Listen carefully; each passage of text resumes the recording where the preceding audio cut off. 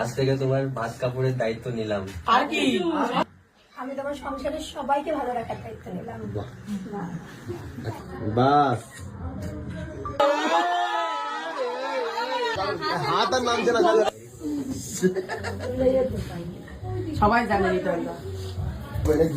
আগে প্রণাম করে নে। প্রণাম করতে হয় রে। এই ছবিটা নিতে বাস রাখি দিক তো অনেক টাকা ওই দিক থেকে ওইখান থেকে আরে চুপ করো, পূজার টাইম আছে। তো কি দিল দেখা যাক প্রণামীতে রাখি।